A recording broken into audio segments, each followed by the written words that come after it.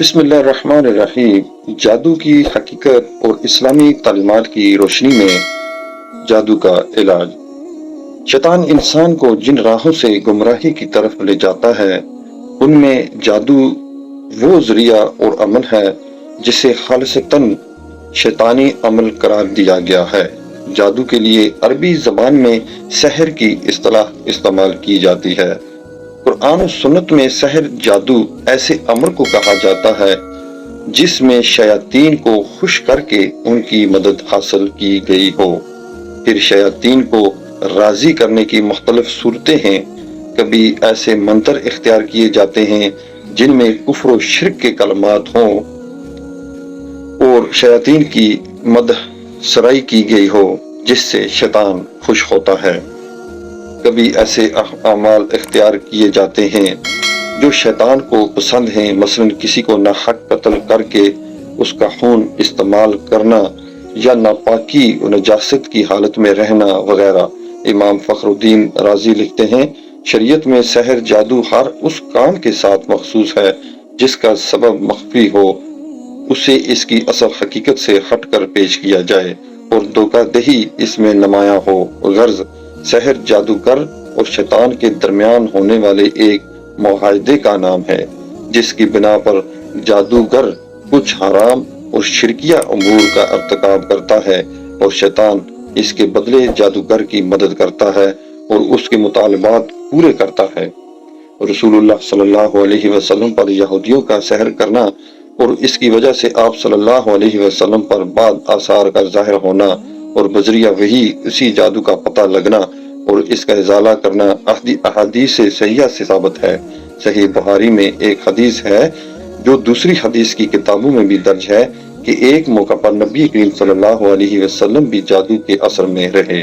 حضرت زید بن ارقم سے روایت ہے کہ ایک یہودی نے نبی کریم صلی اللہ علیہ وسلم پر جادو کیا۔ جب آپ نے اس کے اثرات کو اپنے اوپر محسوس کیا تو جبرائیل علیہ السلام تشریف لائے اور سورۃ فلق، سورۃ ناس جن کو معوذتین کہتے ہیں وہی کی گئیں۔ پھر جبرائیل علیہ السلام نے آپ صلی اللہ علیہ وسلم سے کہا، یقیناً ایک یہودی نے آپ پر جادو کیا ہے اور اس کا طلسم فلاں کمرے میں رکھا ہوا ہے۔ نبی اکرم صلی اللہ علیہ وسلم نے حضرت علی رضی اللہ تعالیٰ عنہ کو بھیجا کہ وہاں سے وہ طلسم لے آئیں۔ جب وہ اسے لے کر واپس آئے تو آپ نے حضرت علی رضی اللہ تعالیٰ عنہ سے فرمایا کہ اس کی گرہوں کو ایک ایک کر کے کھولیں اور ہر گرہ کے ساتھ ان صورتوں میں سے ایک ایک آیت پڑھیں۔ جب انہوں نے ایسا کیا تو آپ صلی اللہ علیہ وسلم یوں اٹھ کھڑے ہوئے گویا وہ پہلے بندے ہوئے تھے۔ صحیح بخاری سرکار دو عالم صلی اللہ علیہ وسلم نے ایک حدیث میں فرمایا ہے، یقیناً کچھ بیان جادو ہوتے ہیں، ایک جادو بیان مقرر لوگوں کو غلط تو صحیح اور صحیح کو غلط سمجھنے پر قائل کر سکتا ہے۔ اس لیے نبی اکرم صلی اللہ علیہ وسلم نے اس کے کچھ پہلوؤں کو جادو سے تعبیر کیا۔ روزہ رکھنے کے لیے طلوع آفتاب سے پہلے جو کھانا کھایا جاتا ہے اسے سحور، جس کا مادہ سحر ہے، کہتے ہیں، وہ اس لیے کہ اس کھانے کا وقت رات کے آخری حصے یعنی اندھیرے میں ہوتا ہے۔ آپ صلی اللہ علیہ وسلم نے فرمایا، جو شخص نجومی کے پاس جا کر اس سے کوئی بات پوچھے تو 40 دن تک اس کی نماز قبول نہ ہوگی۔ صحیح مسلم ہی کی ایک حدیث میں رسول اللہ صلی اللہ علیہ وسلم نے فرمایا کہ شیطان اپنے ایجنٹوں کے بڑے بڑے کارناموں پر خوش نہیں ہوتا بلکہ اس بات پر خوش ہوتا ہے کہ اس کا کوئی پیروکار میاں بیوی کے درمیان تفریق کروا دے۔ حضرت ابو ہریرہ رضی اللہ تعالیٰ عنہ سے روایت ہے کہ رسول اللہ صلی اللہ علیہ وسلم نے فرمایا، جو کسی کاہن کے پاس آیا اور اس کی بات کی تصدیق کی تو اس نے اس چیز کا انکار کیا تو محمد صلی اللہ علیہ وسلم پر نازل ہوئی۔ اسلام میں جادو سیکھنا اور جادو کرنا دونوں کو کفر قرار دیا گیا ہے، اس لیے جو کوئی بھی جادو کرتا ہو اس کے لیے شریعت میں بہت سخت سزا رکھی گئی ہے۔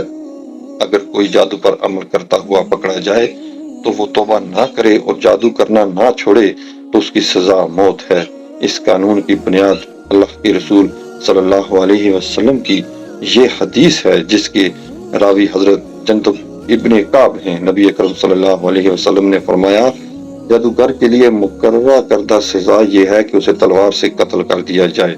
اس قانون پر خلفائے راشد دین نے سختی سے عمل کیا۔ جادو کا اثر تب واقع ہوتا ہے جب اللہ تعالیٰ کا حکم ہو، کیونکہ کائنات کی ہر چیز اللہ تعالیٰ کے حکم کی محتاج ہے۔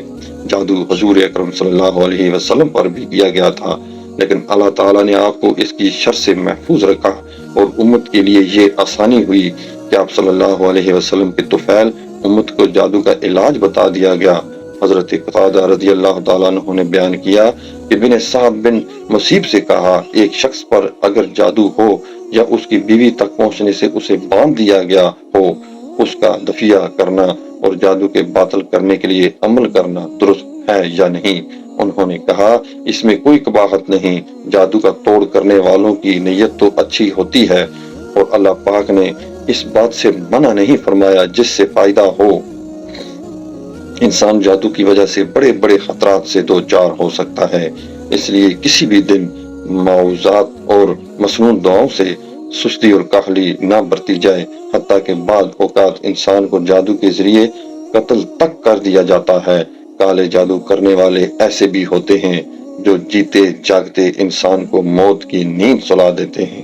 یہ بات یقینی ہے کہ موت کا ایک وقت مقرر ہے اور وہ اسی وقت مقررہ پر ہی آئے گی، لیکن جس طرح ظاہری طور پر انسان کا قتل ہو جانا سبب کا درجہ رکھتا ہے، اسی طرح جادو کے ذریعے بھی سبب کے درجے میں قتل کیا جا سکتا ہے۔ از روئے شریعت کسی پر جادو کرنا یا کرانا کفر ہے اور اسی کا کرنے والا اور کرانے والا دونوں دائرہ اسلام سے خارج ہیں۔ اگر کسی مسلمان نے یہ عمل کیا یا کرایا تو اسے چاہیے کہ فوراً اپنے ایمان کی تجدید کرے، اور اگر وہ شادی شدہ ہے تو اپنے نکاح کی بھی تجدید کرے۔ مختصر یہ کہ جادو خالصتاً ایک شیطانی عمل ہے جس سے بچنا، دور رہنا اور مکمل اجتناب کرنا ایمان اور شریعت دونوں کا بنیادی تقاضا ہے۔